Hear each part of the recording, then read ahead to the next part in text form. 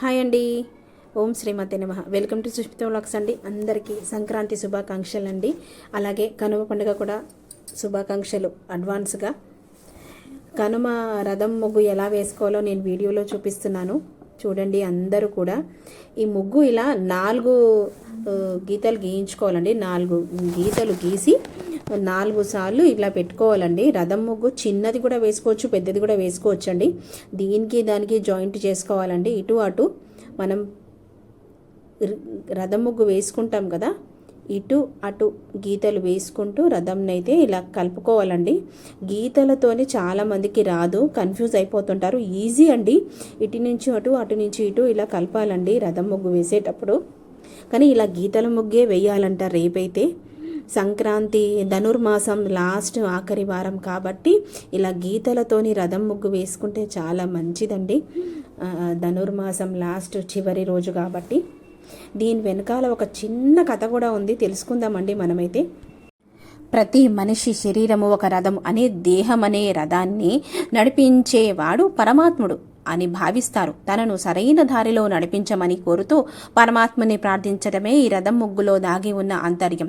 ఉత్తరాయణ పుణ్యకాలంలో వచ్చిన సంక్రాంతి పురుషుడు శుభాలని కలిగించాలని కోరుతూ ఇంటి ముంగిట రథం ముగ్గుని వేసి పువ్వులు, పండ్లు, పసుపు, కుంకుమలతో మనం పూజ చేసుకోవాలండి. గౌరవంగా మనం పూజ చేసుకోవాలి. గొబ్బమ్మని కూడా పెట్టుకోవాలి. ఆ రోజు ఒక చిన్న కథ ఉందండి. బలిచక్రవర్తి పాతాళ లోకంలో నుంచి భూలోకానికి వచ్చి ఈ 3 రోజులు గడుపుతాడని పురాణ కథనం. పండుగ పూర్తి అయిన తర్వాత బలిచక్రవర్తిని సాగనంపుతారు గౌరవంగా. ప్రతి ఇంటి ముందు రథం ముగ్గు వేస్తారు. దీనికి ఒక ఇదే అండి చిన్న కథ. ప్రతి ఇంటి ముందు రథం ముగ్గు వేస్తారని చెప్పుకుంటున్నాం కదా. ఈ రథము తాడు ప్రతి ఇంటితోనే కలుపుకు, అంటే అందరూ కలిసిమెలిసి ఉండాలనే కోరిక ప్రకారము అందరూ బాగుండాలి, అందులో మనం ఉండాలనే ఉద్దేశంతోనే ఈ రథం ముగ్గు తాడును కూడా కలుపుతూ ఉంటారండి.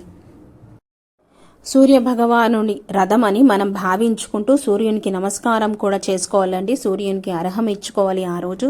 తప్పకుండా కనుమ పండుగ రోజు ఇలా చేస్తే మన ఇంటికి సూర్య భగవానుడు రథంలో ఊరేగింపుతో మన ఇంటి ముందు నుంచి వెళ్తాడని ప్రతి ఒక్కరి అప్పటి నుంచి కూడా ఇలా ఆనవాయితీగా వస్తుందండి. రథం ముగ్గు అయితే అందరికీ తెలిసే అనుకుంటా, కానీ ఇలా గీతలతోనైతే తప్పకుండా కలిపి వేసుకోండి. అందులో ఎందుకంటే గీతలు కలిపి వేసుకుంటారంటే ప్రతి దాంతో కూడా కలయిక అనేది ముఖ్యమండి.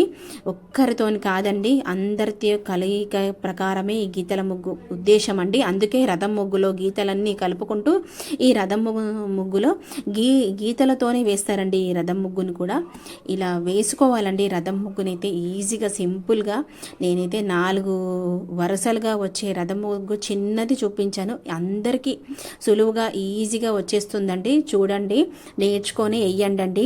కొత్తగా చూసే వాళ్ళు కూడా నేర్చుకొని వెయ్యొచ్చండి. అంత సింపుల్గా నేను చూపిస్తున్నాను చూడండి. రథం ముగ్గేనైతే తప్పకుండా కుంకుమ, పసుపు, గొబ్బమ్మని పెట్టుకొని పువ్వులు పెట్టుకొని మనం ఆ రథానికి కూడా పూజ చేసుకోవాలండి. ఓం సూర్య భగవానాయ నమః అన్న సూర్యుని స్మరించుకుంటూ మనం ఒక్కసారి నమస్కారం అయితే చేసుకోవాలి. స్వామి, మా ఇంటి ముందు రథంతో నువ్వు రథంలో కూర్చొని వెళ్ళు స్వామి అని, మా జీవితాలనికి సరైన మార్గాన్ని చూపించు స్వామి అని మనం వేడుకోవాలంట. ఇలా రథం ముగ్గు అయితే వేసుకొని ఆ తాడు కూడా ప్రతి ఇంటి వాళ్ళతో కలుపుకుంటూ వెళ్ళాలండి. అందరూ బాగుండాలి, అందులో మనం ఉండాలని కోరుకుంటూ ఇలా తాడు కూడా ప్రతి ఇంటితో కలపాలండి. రథం ముగ్గు వేసి అలా తాడును వదిలేయద్దు. పక్కింటి వాళ్ళ ఇంటిలో నుంచి మనము తాడును కలపాలండి. నేనైతే గొబ్బెమ్మను కూడా పెట్టుకుంటానండి. కుంకుమ, పసుపు, గొబ్బెమ్మలు, అలాగే పళ్ళు, చెరుకులు అన్నీ సమర్పించుకొని మనం అక్షంతలు, పువ్వులతో మనము పూజ చేసుకోవాలండి. ఆ రోజైతే రథం ముగ్గు కూడా పూజ ఇలా చేసుకోవాలి. తప్పకుండా చెయ్యాలండి, ఆచరించాలి, పద్ధతులన్నీ పాటించాలి. మన సాంప్రదాయానికి మనం విలువనివ్వాలండి. హిందూ మతాన్ని ఎక్కడికో తీసుకువెళ్ళొద్దు. మన హిందూ మతం మనం వల్లనే మనం రక్షించబడతామండి. ఇలా చేసుకోవాలండి. సంక్రాంతి ఆఖరి చివరి రోజు కనుమ పండుగ రోజు ఇలా ముగ్గులైతే వేసుకోవాలి. మూడో రోజు కనుమ. దీన్ని పశువుల పండుగ అని అంటారు. తమ చేతికి వచ్చిన పంటని తామే కాక పశుపక్షులకు పాలించుకోమని పిట్టల కోసము ధాన్య కుంకులు ఇంటి గుమ్మానికి కడతారు. పల్లెల్లో పశువులే గొప్ప సంపద అండి. అవి ఆనందంగా ఉంటే రైతులు ఉత్సాహంగా ఉంటారు, ఆనందంగా ఉంటారు. పంటల్లో వీటి పాత్ర చాలా ఉంటుంది కదా. వాటిని ప్రేమగా చూసుకునే రోజు కనుమ పండుగ అండి. అందుకే మనం కూడా రైతులను గౌరవించాలి. కనుమ పండుగ రోజు తప్పకుండా ఈ పక్షులని పక్షులకి ఆహారం పెట్టండి. అలాగే మన ఇంటి గుమ్మానికి వచ్చిన పశువులకి ఇంటికి వచ్చిన పశువులని తిరస్కరించకూడదండి.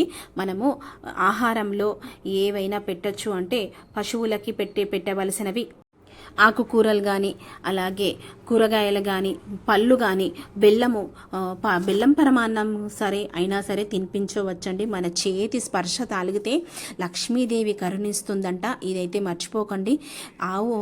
ఆవు ఇంటి ముందుకొస్తే తప్పకుండా ఆహారాన్ని అయితే కనుమ పండుగ రోజు తప్పకుండా అందరూ కూడా గోసేవ చేసుకోండి. రైతులని ఉద్దేశంలో పెట్టుకొని ఈ కనుమ రోజు పశువుల